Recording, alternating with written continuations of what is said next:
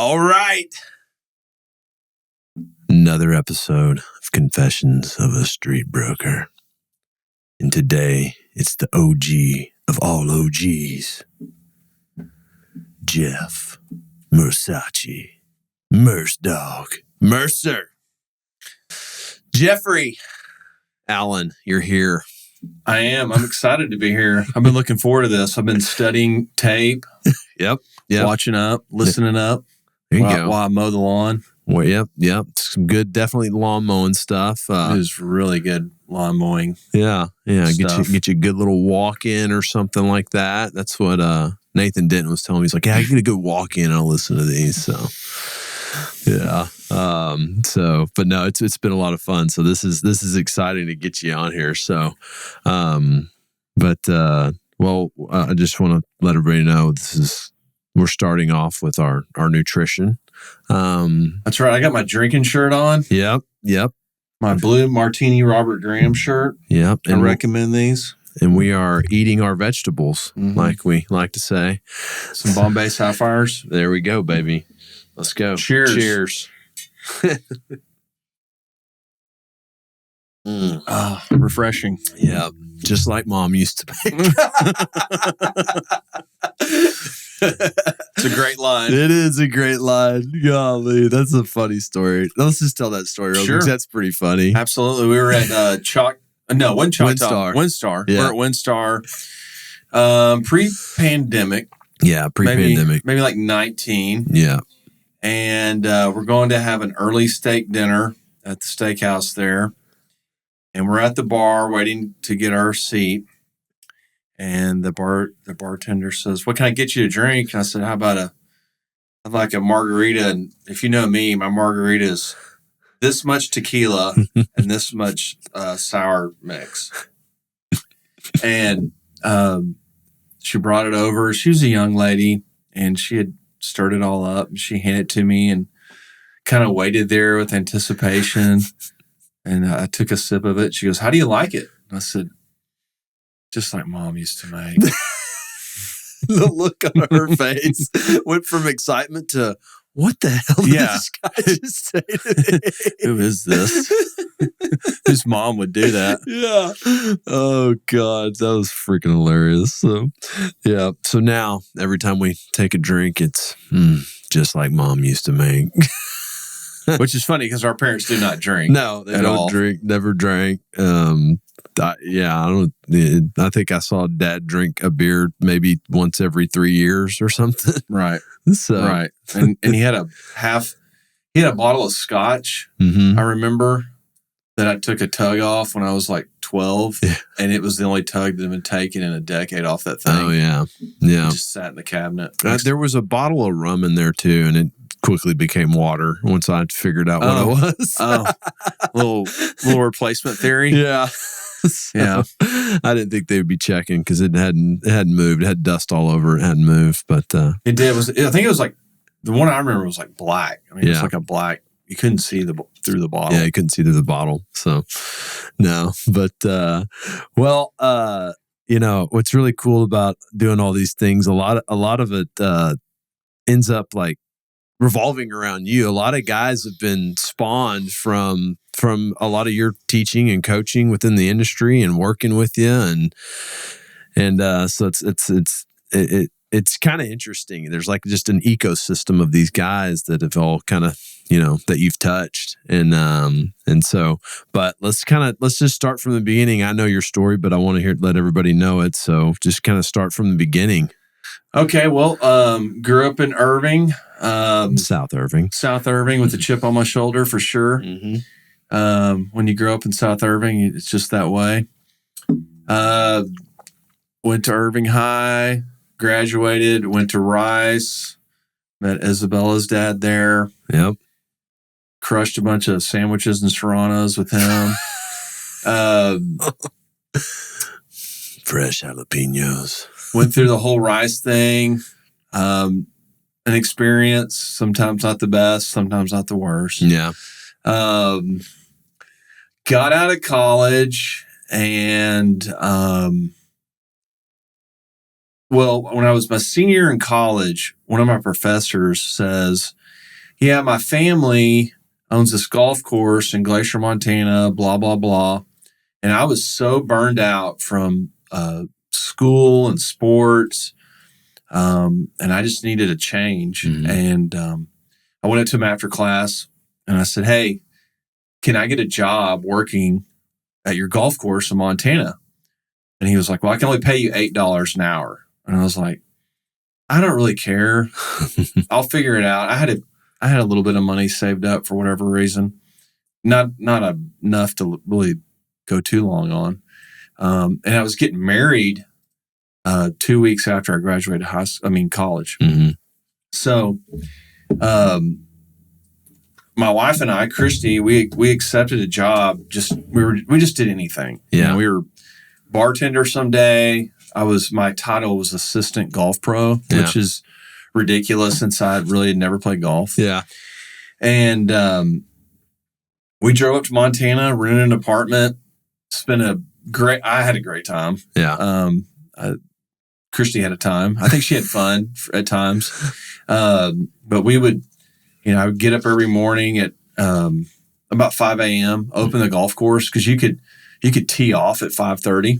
Yeah, because the sun at that time of the year in that part of the country, like there's sun all day long almost. Correct. Yeah. I mean, so I'd open the golf course, and I'd set tee times and clean golf clubs and whatever I needed to do.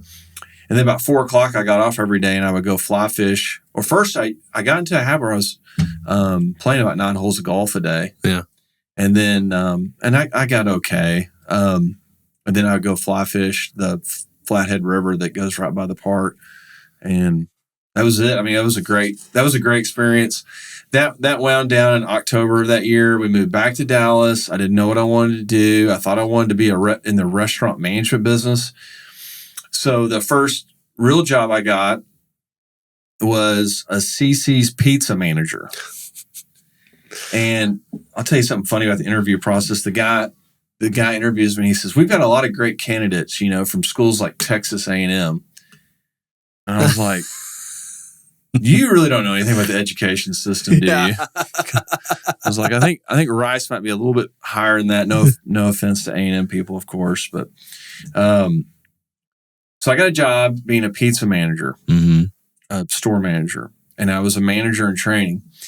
And the CC's they put me in was on Buckner and Loop 12, which is not the best part of Dallas. It's pretty rough. Yeah.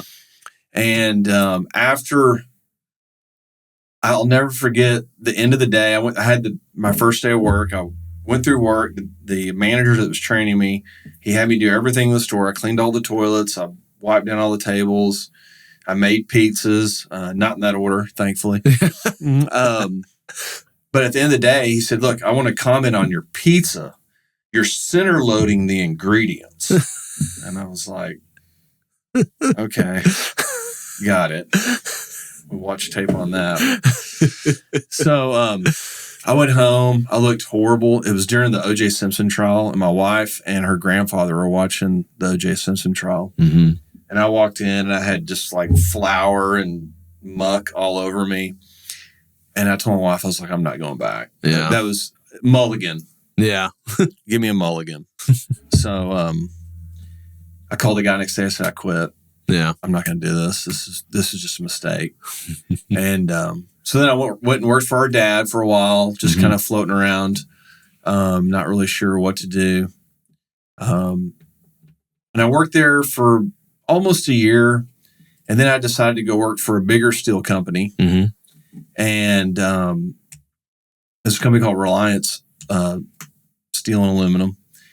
And I worked there for about a year, and I realized that I was never going to get where I wanted to get in life in that job. Yeah. And so then I started thinking about what is a sales profession I could get into where I could make the most money. Mm-hmm.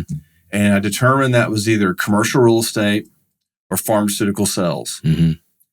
So You know anybody in pharmaceutical sales? They're all beautiful. They're all 25-year-old smoke shows. Yeah. And I knew I didn't want to compete with that. I couldn't compete with it, you know? So, I was comfortable in industrial because we'd grown up in it. Yep. You know, driving forklifts and loading trucks and sweeping floors. And so what I did is I just started driving around GSW because that's where Reliance was. I started driving around GSW at lunchtime, calling real estate signs, trying to get interviews. Oh. And I got a lobby interview with CB, which is basically, I was sitting in the lobby. The guy came out and he was like, "Who are you? Yeah. Let me look at your resume." "No, thanks." And I didn't really know how to interview. Rice was a good school, but they didn't really teach you how to get a job. Yeah. You know, I feel like my son's at SMU, and I think they do a great job of that. Yeah. Very prepared. All the people we interview from SMU are very prepared. Yeah. For the interview. But anyway, I got with Henry S. Miller Commercial and I interviewed with this guy named David Dunn. Still in the business. He's still in the business. He's no longer with Henry S. Miller. And at the time, Henry S. Miller they were a significant company. So I interviewed Nathan Denton the other day, and he told me the lineup at Henry S. Miller when he was there, and I was like, it's like an all-star team from, you know, like, I was like, because they don't really have a presence now in industrial, and it was, so anyways, he was there. He was there at the same time I was. I think he worked over in Dallas. I know he did. And I think he started maybe 3 years after.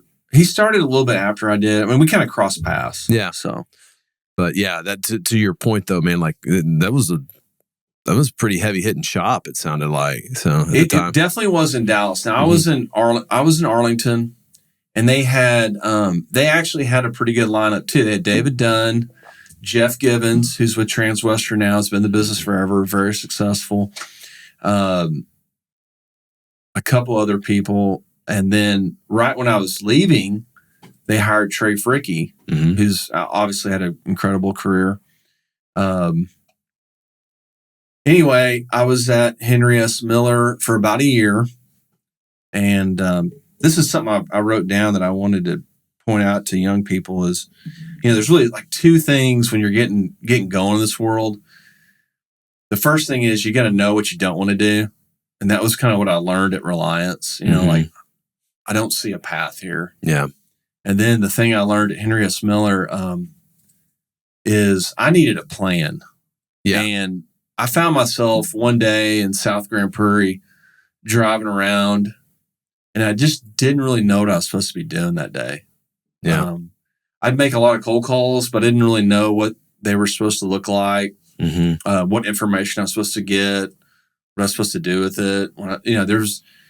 David was a good leader, but I just didn't know what I was supposed to do next or what I was supposed to be doing. And I needed that security. And about that time, John Brewer, which I heard him talk about this on y'all's show. He said, "Hey, Matt Mittendorf left, and I think you'd be great in our Brook Hollow office and running our Brook Hollow submarket." And so I went that weekend. I remember this, and I drove around Brook Hollow, and I was like, "What a dump! It looks terrible, but I'll do it. I want to do it, you know, because it's all mine." Yeah. When I was working GSW, I was one of four guys, and we were tripping over each other all the time. Yeah. And I kind of got casted out to maybe Mansfield, which was hardly anything at that time. That's at least 25 years ago. Yeah, it's still like an island out there in a way, you know. And then I would kind of creep over to the mid cities and go down Highway 10, which is there's stuff over there. But it's not synergistic though. It kind of has a break in it. In between, it does, and you need to pair it with something else. Yeah, and so yeah, I was out there this week actually with our salesman. It's kind of working that part of the world, and you know, same thing. You need more. And he's adding more, so he'll be fine. But anyway, but Brook Hollow was going to be all mine, and I was excited about that. And before Mittendorf left, Bob Derzett had left the Trinity, so they were like, "Hey, we'll put you in Brook Hollow, and then you can expand down the Trinity." And I was really excited to go there. It was the best company I ever interviewed with before. I could just sense it from the quality of people there, and the interview process. I knew they were making sure that you were the right guy. Yeah. So then I landed at Robert Lynn, and it was great. Yeah. They had a tremendous process, great plan. Tom Lynn was the owner of the company, and he was a great leader, very inspiring. George Dutter was he was that coach that you didn't like all the time, but you needed him. Yeah. And you actually, I mean, he grew me up so much. Groomed me up so much. But George is a great he's a great mentor, and really helped me, get a process together. He's super process oriented. And so I really flourished over there. Made some great friends, Brewer, Medinas, Miller, Dave Peterson. And then of course you had Mr. Lynn in the background who was kind of quasi retired, but he still wanted to come in and hang out with the boys. And he would drag me to meetings, and they were great. I mean, whenever I needed a whoopee or a warm blanket, I was like, "Hey, Mr. Lynn, I got this presentation. Would you please go with me and just be in the room and bring that 75-year-old presence and experience?" And I took him all the time, and I would go hang out with him a lot, just in his office. Just he'd be in there reading the Wall Street Journal or the Kiplinger Report. Yeah. And so, about 3 years in at Robert Lynn, Trammell Crow decided to sell off about 13 buildings in Brook Hollow, which I think was everything they had in Brook Hollow. Yeah. And there was one building I could afford. Yeah. And it was 9208, 9200 Chancellor Row. So when Trammell Crow sold these buildings, these were the buildings that Trammell Crow had actually built and still owned since the late 50s, early 60s. And that building was built in 55. And he'd owned it ever since he built it, and it's time to let it go. And they had a package. Yeah. Okay. And so this was right at the .com era. Mm-hmm. And of course, I had started working with this guy named Dennis Lord and trying to sell him buildings. I may have sold him a building or just talked to him about selling a building prior to this package coming out. And so this building comes out. These buildings come out, and there's one I identify on Chancellor Row, and it's 22,500 feet. And I believe they wanted $310,000 for that building, which was $1,375 a foot, I think. Yeah. Something like that. So I called the asset manager. I said, "Hey, I can't buy all of them, but can I make you an offer on this one?" He was like, "Sure, you can make me an offer on one." So I go meet with George, come back. I say, "Okay, I can pay you." And being, also you need to know that it was offered at a 12 cap. Yeah. It was probably slow moving at the time. Yeah. But the building, I knew because I worked the market, I knew the building next door had just sold for $25 a foot. And they said, "We want to sell this building for $1,375. So I would go home so I tried to go pitch it all over Brook Hollow to everybody. Mm-hmm. And everyone was basically saying, "Why would I buy real estate when I can buy .com stock?" There was a company called Red Hat, which was like one of the flameouts of the .com era. And everybody's making like 40% a day in Red Hat. Yeah. And so I go home and I whine to my wife, Christy, like, "Oh, I've got this great deal, but no one wants to buy it. And I don't know what to do." And she was like, "Well, why don't you buy it?" And I was like, "Well, I need at least $60,000, and that's about all we got. Yeah. That I've been earning from commissions. And so eventually, I offered the guy $275. He said, no, it's $310. Yeah. And then I was like, I'll pay you $295. He was like, no, it's $310. And finally I was like, okay, I'll pay you $310, which is still ridiculous if you think about it. Oh, it's ridiculous. Yeah. And so I got the building under contract. I was nervous. There used to be a bank in Brook Hollow called Brook Hollow Bank. And I showed them the deal, and they said, this isn't a good deal. You don't know what you're doing. And I was like, maybe I don't, but it's a good deal. And then finally, this one lady at Comerica Bank, I still remember her name, Tracy Limley, sweetheart. She gave me a loan at 8%. Yeah. And I put 20% down. It was a 12 cap, so it cash flowed really well. Yeah. And the tenant had about 4 years left on the lease. And they made tapestries for like the end of beds. It's like isn't that what it is?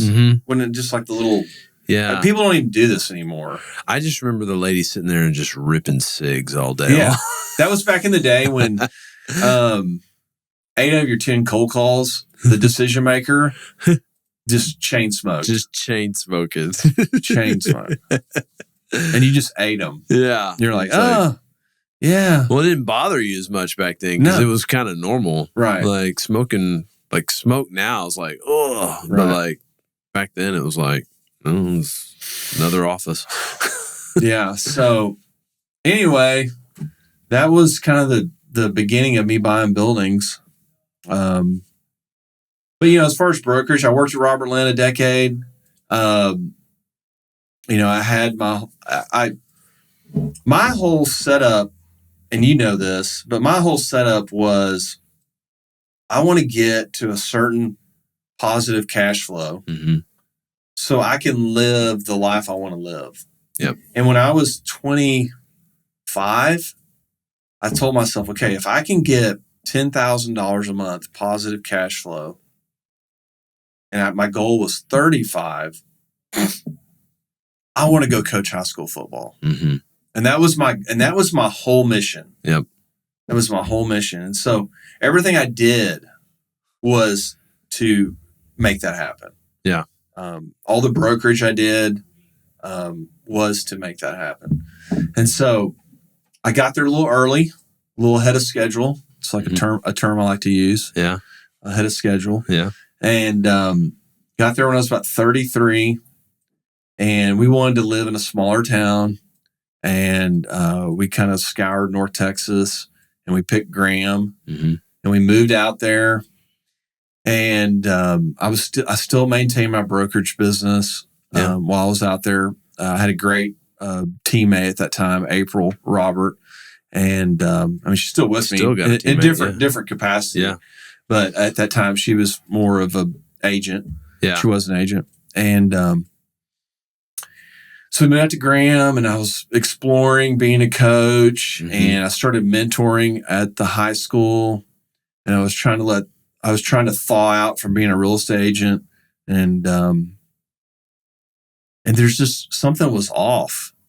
I every time I wanted to put down my real estate books and pick up my coaching books, there wasn't a passion to do it. Yeah.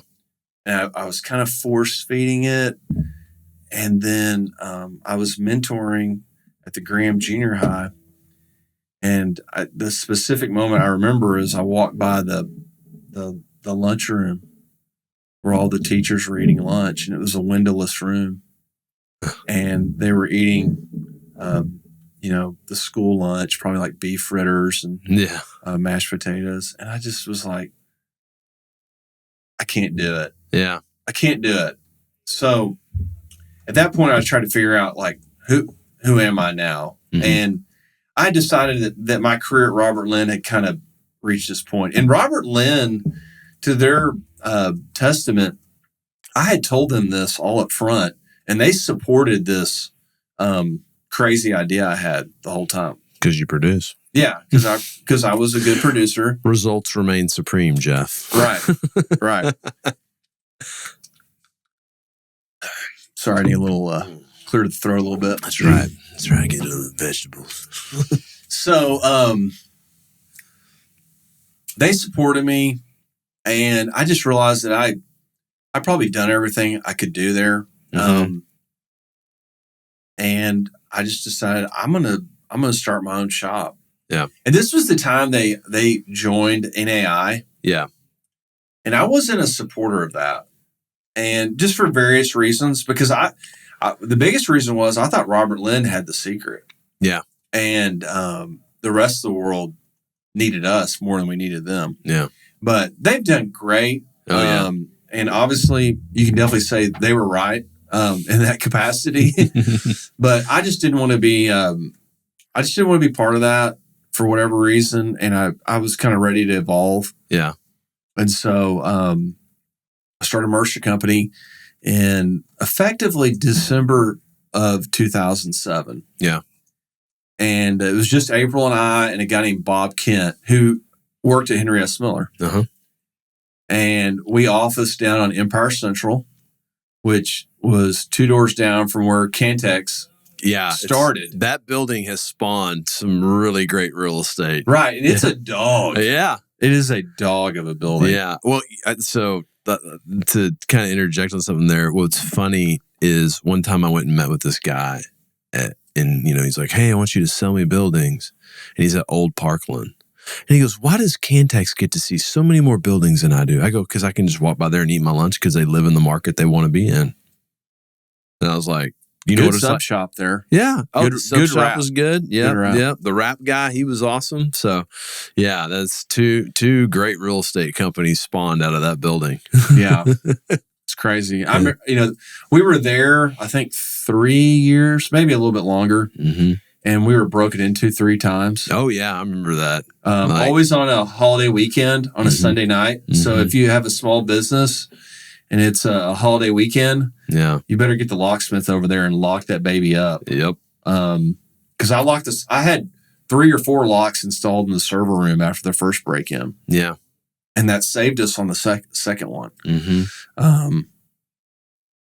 What would they ever do with a server? I don't know. Meth.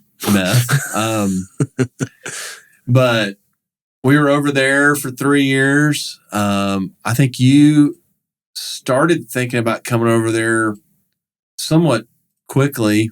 Yeah. And then what year did Mercer Company start? This is like so the official start date was January 1st of 2008. Yeah. And then the end of 2008, we watched the stock market just get cut in half.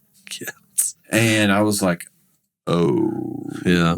So, and then 2009 comes around, and late 2008, I hired Ryan Boozer. Mm-hmm. Ryan was selling playground equipment over off Northwest Highway. Yep. And he was a childhood friend of April. Yep. And a little bit of me, because he's from Irving as well. No, me and him played football together forever, and you know, we all knew each other. Yeah. We all grew up together. We used to hang out all the time, and so right.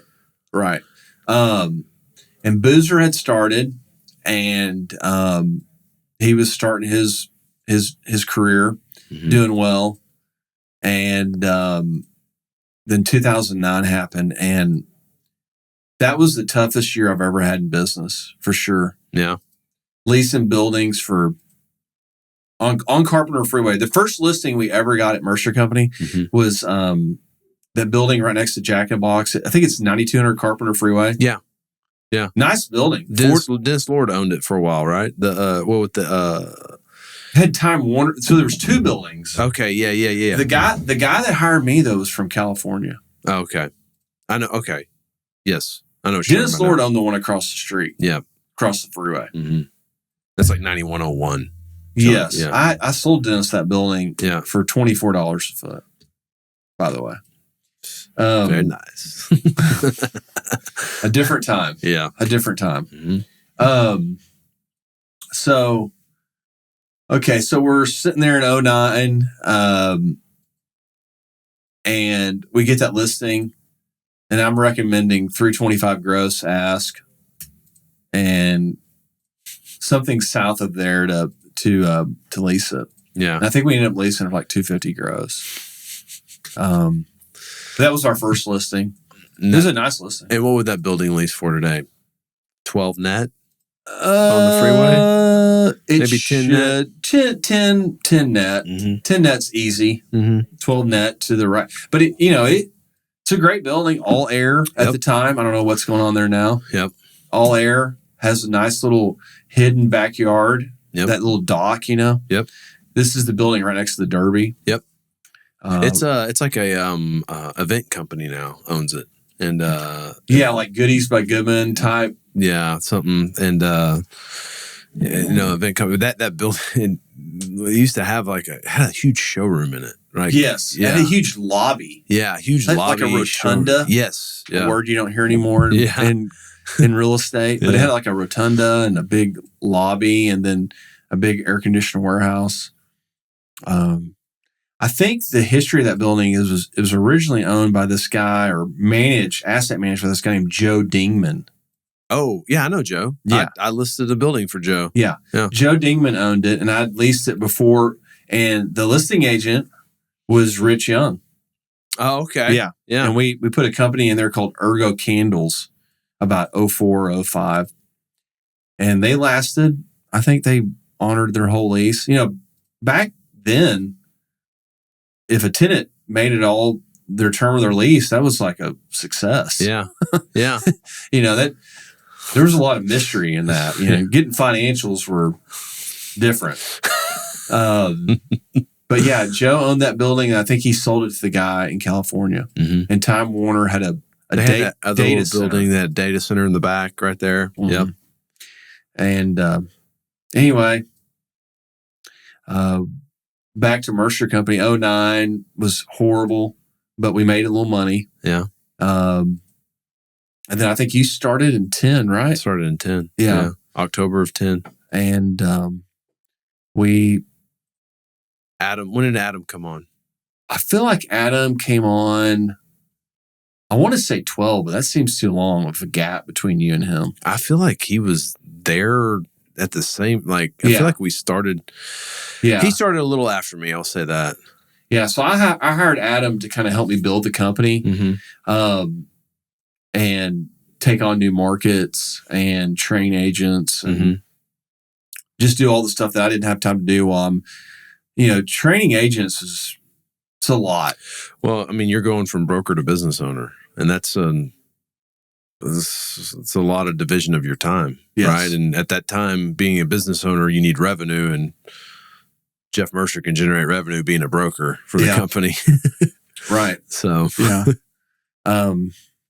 And for those of you out there thinking about starting your own company, I'll tell you a little story about what it's like to be a business owner. In 2009, the lady that worked at our company, should I tell the story? Yeah, tell it. This is awesome. Okay. Bella. You might want to get the bleep. I'll try to not make any bad words, but it's a hard one to navigate. So the lady that we're in that building has a common area bathroom. Yep. And I feel like it's late in the day, like 4:30. Haven't got over the Knob Creek just yet. Yeah. Knob Creek was right next to the water bottles. In 2009, Knob Creek sat next to water bottles. Yeah. Hey, I'll meet you over at the water cooler. I mean, the Knob Creek cooler. Yeah. I think Boozer got in trouble with his wife for too much Knob Creek too. Anyway, so she comes over to my desk. She says, "Hey, there's some water coming out of the women's restroom." And I said, "Okay. Well, did you call the property manager?" And she's like, "Not yet." And I said, "Well, maybe you should." She goes, "Well, actually, one of the toilets is clogged up." I said, "Is it? Okay. Well, did you try to unclog it?" She said, "I just don't think I can." And I said, "So you want me to do this?" And she goes, "I would really appreciate it if you would do it." So I'm in I was suit and tie. I was suit and tie Remember, I was suit and tie every day. every day. 365, suit and tie, August, sweating bullets. So I'm suit and tie. I stomped back there through the soggy carpet into the leaking toilet, and I grabbed the plunger, and I take care of business, and I fix the problem. And I go back to my desk, and I never make eye contact with that lady again for that day. Maybe that whole week. That was a whole week of non-eye contact. And that's what it's like to own your own business, people. Yeah. Because it's not all cashing checks and breaking necks. It's ownership has its privileges, right? Yeah. So that was a moment that's probably like top 5 Mercer Company moment in my mind. So anyway, we got through 09, 10 started to get better and just got better. And then we hired more people, taking on more markets. And here we are today, I guess. How many agents is Mercer Company now? I think we're hovering around 20. Yeah. We have 20. We're, we have an office in Dallas. That's HQ on Stevens Freeway. That building, when we started the company, I put it under contract to put the company in there day one. Yeah. For $55 a foot, $1.1 million. And I just chickened out. Yep. And I realized it was just too much at that time. But I knew that's where I wanted to be. Yeah. I just thought it would be such a presence to have that location. Yeah. And fast forward till 17 or 18, we ended up buying the building for about double that, more or less. Yeah. Which still really happy with that purchase. Yeah. It's funny. It's when people are like, "Oh, y'all in that building?" I go, "Yeah, I've leased it twice and sold it once." You know? I mean, how many buildings have you traded a couple times? Oh, numerous. It's I always like to tell people, I'm like, that Brook Hollow area, like Regal Row and Mockingbird? They go, yeah. I go, yeah, I've probably leased and sold every building twice down there. Yeah. Like, I mean, it's right. Just you run that lap. And but yeah, that building, it's such a it's a marketing piece, right? Like a lot of people know that building now. And I don't know if you remember this, but David Gwynn calls me one day. He goes, "I just, he'd already left Mercer Company at the time. And he's like, "I just had a meeting with Harlan Crow and he told me they're putting a Top Golf across the street from that building." So I called you. I was like, "They're putting a Top Golf across the street. You better buy that building. You'll fucking regret it." Yeah. You're like, "Okay, I'll buy it." Right. I do remember that. And it kind of worked in a way. That was one of the things that pushed me back there. Yeah. But yeah, no, I will tell you what I've kind of picked up on is a lot of people know where we're at now. Oh yeah. They know the brand. They know the name. Right. Like, yeah, it's I feel like it's worked. When you have 300,000 cars going by every day, it's something. Yeah. Well, I mean, it's a lot of, I've heard of you before. Yeah. Oh yeah, you're right there by Cavender's. Yeah. You know where Cavender's is? Oh yeah, you're the building next door with the M on it, right? Yeah. Right. Yeah, that's it. Yeah. So, well, how about something you didn't really touch on that I think people need to know about is that, right now is a very tough time in brokerage, right? It is. This is a down market. This is a down market, and a lot of younger guys have never experienced that. And talk about when you started in brokerage, you didn't just broker. What else were you doing at night? Oh, yes. Yeah. I didn't touch on that. Yeah. Yeah, that's a great thing to talk about. So, when I was at Harris Miller, I wasn't making much money. I made my first year at Harris Miller, I made 32 deals, and I did not make one fee over $10,000. So I was leasing super small spaces over on Galleria and GSW, which I think is funny. I think we sold have the listing. We have the listing. Building. We have the listing on Galleria now. So full circle there. But so my wife had a really good job at a company called EDS. It was Ross Perot's company, right? Yeah. Huge company, campus, corporate America. Yep. But I was struggling, and we had 2 cats, and one cat got hit by a car and kind of hobbled its way home. Did he need some tiny little parts from El Paso? He did. That exactly like the Seinfeld. Yes. He needed the tiny instruments. Yeah. And my wife was like, "Can we get this cat fixed?" And I was like, how can you say no to that? And I was like, "Well, honey, are you willing to get a second job to do this?" And she was like, she just kind of didn't say anything. I was like, "Honey, I'm willing to get a second job to do this." Yeah.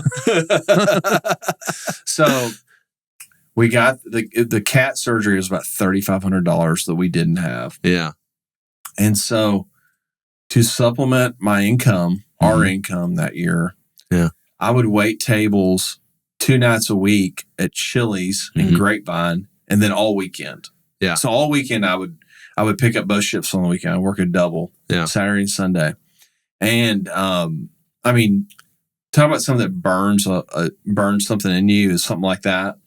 And so I worked there for about 8 months, and I remember some of my high school buddies coming up there, and eating, and they were like, "You went to Rice?" They were kind of taunting me, and I was like, "Oh, well, we'll see, motherfucker. We'll see how this ends. We'll see how this ends." Yeah. I love that. I remember, I always, you need that chip on your shoulder. So, so I worked there, and I remember watching the Super Bowl there at the Chili's because I had to work that day. Yeah. And, of course, watching the Super Bowl is always huge to me. Yeah. We always, as a family, that was a big day. Yeah. But that Super Bowl, I think it was the Packers and the Broncos. And it was Brett Favre and John Elway. So just some icons. Yeah. And I would run the bar between dropping off, an old timer with cheese and a chili dipper or something. And I would watch a play or two, and then I would go get another order and fill up some lemonade. And so I did that. And, I paid that credit card bill off. Yeah. And when I paid it off, I was like, okay. And then my brokerage career started getting better. Yeah. Started making more deals. And then that all kind of happened about the time I went to Robert Lynn is when the whole Chili's thing kind of came to an end. Yeah. But I mean, it's a lot of work. Well, I think people need to hear that story because I think there's a lot of young brokers out there that probably right now are not making any money. Maybe especially like investment sales brokers and stuff like that. And don't think it's beneath you to go work a second job right now if you want to stay in this career. Absolutely. I mean, hustle. Yeah. I think there's some kind of sentiment where people are like, oh, I don't want to do that because I want to go party on the weekend. Right. But like, that's not where the secret sauce is made. No. So, I don't know. I just, it's, I was very fortunate to, in a way, be raised by you to essentially, but you've kind of always had this drive in you to win, and where do you think that came from? Like, well, I mean, I loved playing football. Yeah. And, I think a lot of that was, our dad was into it, and I wanted to, do good for him. Yeah. It's a natural instinct of a kid. And then I just had a lot of drive. I don't know. I think it just was in me. Yeah. That was something I wrote down here is that, how many times have you heard an agent say, hey man, this isn't personal. Yeah. And I'm exactly the opposite. Yeah. I'm play with passion. I mean, you young guys out there, you've got to play with passion. Yeah. And if you're not playing with passion, you're in the wrong game. Right. So this is personal. Yeah. if some dude beats you out there, takes your 25 G's or 50, and that's old school, right? Yeah, 25 G's is like a 10,000 foot renewal. Yeah, it's putrid. Yeah, if he takes your $100,000 fee, you got to be pissed. About it. But I tell you, was talking about it this morning. I had breakfast with Kevin Tisdale, Kevin Phillips, and I was telling. I mean, that cassette series, that the making of a champion, making of the champion. Yeah, that thing is gold, dude. And the habits in that thing are gold. I can remember. I just remember like so. So what you're talking about is our dad had this cassette series called The Makings of a Champion, and he would put that in. Was it cassette tapes or was it an 8-track? Okay, no, it's cassette tapes. Okay, I have it. No, you got it right. Okay, I have it. It's at the condo. Okay, so DPH. Yep. He would play that on the way to our IBFA games, right? And it's like I would remember driving down O'Connor and listening to that, and then taking a left. And by the way, you were in the back seat of the truck, on the bench, on the bench, not the back seat, in the what do you call that? The bed. Yeah, you were in the bed of the truck. I used to ride in the bed of the truck all the time. Like that was, that's what you do in South Irving. That's right. But like listening to The Makings of a Champion, passing Sawyer Sporting Goods, and going down there, and I remember him. The one thing that I always remember in that tape series was he talks about there was a tennis player. I can't remember his name, but he goes he would forego the cookies during Christmas time and eat cottage cheese. I know who that was. Yeah, who was it? That was Roger Staubach. Was it Roger Staubach? Yes. Oh, okay. Roger Staubach would say, I knew if I had the cottage cheese and not the cookies, that I was going to win the Super Bowl. That's right. That's right. But it was Roger Staubach. I just remember cottage cheese and cookies, and it was just like, it was that decision. Which is hilarious because is cottage cheese good for you? Well, I guess it's got a pretty good high protein content, right? Isabel says yes. Yeah. Crush it. Curd only. Yeah. Good to Great. Yeah. You know what his point in that book is? What? The better marathon athletes, they rinse their cottage cheese. Oh. They rinse all the fat off of it and just eat the curd. That's what makes you good to great. The pure cure. So he must have listened to Making a Champion. He must have. Okay. But that's we need to get that dubbed down to a digital thing because I don't think you can find it digitally. Like I think if you made an app out of that, it would be such a great mental hardening thing for young kids. It has everything you need to be a great competitor. Absolutely. So I think a lot of it came from that, and just let's face it, our dad was like super passionate about everything he did. Working out, sports, working out, karate. So I just a lot of that passion. A lot of passion. In everything you do. Well, I remember one thing Dad would always say is, if you're not fired up with enthusiasm, then you should be fired with enthusiasm. Absolutely. Right? Yeah, you should. Right? Be. Like it's he would always say that, and I was like, yeah, man, if you're not like waking up and coming to work with your hair on fire, then you either need to get out or someone needs to get your ass out, And you should feel that whenever you do. Yeah. If you're in a job and you don't feel that, then you're not in the right place. Right. Right. You're not. You're not. You're kidding yourself and you're kidding the people you're working for. Yeah. But yeah, The Makings of a Champion was great. Another moment in our life that I think we will always just remember is, we would work out twice a day. We would work out, when it was training for football. When we were training for football every summer, we would work out in the morning. We would lift in the mornings and we would run in the afternoons. And we ran no matter what. And one day it was like the storms of last week or the past couple of weeks. And we were like, we're running. And we were pulling tires in those kind of storms. Well, and so that philosophy was in Making the Champions. Yeah. There was Making him a Champion. There was a pitcher that told the story in there that he was supposed to pitch that day, but for whatever reason, they pitched someone else. So when the plane landed in, I believe, New York City, he went to the stadium and he pitched a full game that night. Yeah. And they were like, "What are you doing?" He was like, "Well, this is my day to pitch. I'm not going to miss it." Yeah. And so that mindset was always there. Like, it didn't matter if it's raining or whatever. We're supposed to be running tonight. Yeah. It's amazing how you can let things creep into your mind like that. And like, it's usually the people that can just be like, I'm still going to do this. That don't let the excuse of some situation overcome their desire to do what they said they wanted to do, you know? And, it's like when your alarm goes off in the morning, you're like, oh shit, I don't want to go work out. Kind of want to sleep. Absolutely. Maybe best said on that topic. My last football coach, Ken Hatfield, we had a team meeting, or it was after a practice, whatever. We're everyone's kneeling down, ready for a barbecue sandwich or whatever.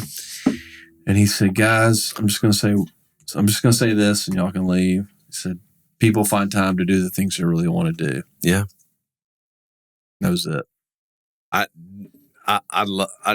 still use that quote today. Yeah, like people find you will. And I think you added another section to it. I think you said people find the time and the money to do the things they want to do. Like right. Yeah, like people that owe you a debt, they find a way not to pay that, but like they find a way to go out and party. Probably exactly, for sure. But no, I think the big thing we learned was the discipline of having a desire to succeed in a sport was a very important driver for our overall success, right? And I think that's kind of a real reason that's kind of the profile you hire as an agent too. And I'll tell you what, I think a lot of other companies have adapted that same philosophy to like try to hire a collegiate athlete because they're a competitor, right? And but I like I said, I was very fortunate to just kind of, you drug me around everywhere. You'd let me participate in anything you were doing and allow that. And even with the surgical tubing, You gonna tell that story? Yeah, that's a good story. I want to tell that story. We're going to get this one out? Yeah, this is funny. So, Jeff comes back from Rice. This is like after your freshman year or your sophomore year. And you're like, hey, I figured out how we can learn how to run faster. Well, this is what no one remembers. But back then, there was no speed school. No. There was no workout place. It was a gym. And the coaches weren't even allowed. Like Barrett is in football right now 4 days a week for 3 hours with his high school coaches. That did not happen. That was not allowed. They would open the weight room from 6 a.m. to 10 a.m. and from 4 p.m. to 8 p.m. And good luck, the participation rate was like 5%. Yeah. But what I would do is I would buy the Muscle and Fitness magazine. Yeah. And in the back of the magazine, they had these ads for all these quirky ideas. Yeah. And that's where we bought the parachutes. Yep. And that's where the surgical tubing came from. So Jeff comes back. He goes, hey, we got to go buy this surgical tubing. We're going to make this apparatus. I'm like, okay. So we go up to this little medical supply place right on it was on MacArthur and 183. I think it's still there. I think it's still there, right in that shopping center where Crystal's Pizza was and all that stuff. And we go in there. I'm like, I don't know what we're doing, but we're buying this stuff. So you buy this big reel of surgical tubing and you have this harness and then we have a weight belt and all this stuff. And you put this thing all together and you're like, listen, what we're going to do is one person's going to pull you out. And then you're going to wait. And then whenever you get to a certain, I think we were going to 30 or 30 yards. We're running 40-yard dashes. We were running 40-yard dashes. So the person pulling the surgical tube would roll out to 40 yards. And then they would say, go. and then you'd start running. And the whole idea was that the surgical tubing would pull you faster. I mean, you were running like you were flying because it slingshot you out. It slingshot you, and the surgical tubing's going faster. You're running faster, so it's training your muscles to run faster than they have the ability to normally run. So we would do this every couple days a week, right. Depending on one day we're pulling tires, one day we're doing tube. And so one day we're doing the tubing, and I think Ryan was pulling it for me. Yeah. And Ryan's pulling it out, and then there's all these cheerleaders walking over across the football field. Yeah, we had some groupies. Yeah. And had a tank top on. Yeah. Let's go. Yeah. And so I'm sitting there, and I didn't hear Ryan say go. And so he got stretched out further. Okay. And I was like, damn, I better go. I thought you were holding one side and one of us was in the middle. No. It was Ryan was pulling it. He had the harness over his back, and he was walking out, and I had it tied around my waist. And this is tied around your waist with the surgical tubing right on top of you, like right where at your waist. Belt, right where your belt is, right? Yeah, right. And these cheerleaders are coming over, and I didn't hear Ryan say go. Maybe I was looking at the cheerleaders. I don't know what I was doing. And so he's past 40 yards. Well, it stretched the tube a little too far. And as soon as I was like, man, I better go. And I took a step. And as soon as I took a step, the tube broke on his end. And it just came back at me. However fast that tube recoiled, it hit me right in the balls. It was amazing. I mean, the little groupies were just giggling. Oh, God. And we were just like, oh. Oh, my gosh. I was like dying from pain and dying from just pure embarrassment. Never forget that. Oh, man. That was such a funny day. We were on the JV football field. Yep. It was Cindy. I remember Cindy Kim was there. I was like, oh, that's Cindy Kim. I know her. Yeah, she was definitely one of the cheerleaders. Yeah. And man, I just got whacked in the nuts in front of a bunch of chicks. And you were 5 years younger, yeah. So it had to be super embarrassing, right? Yeah. I was probably in 8th grade or something. Yeah. So it's super awkward, embarrassing. For sure. So. For sure. But no, it was good. So I think we need a refill. So yeah. Is it break time? It's break time for a refill. Let's go. Yeah. Okay.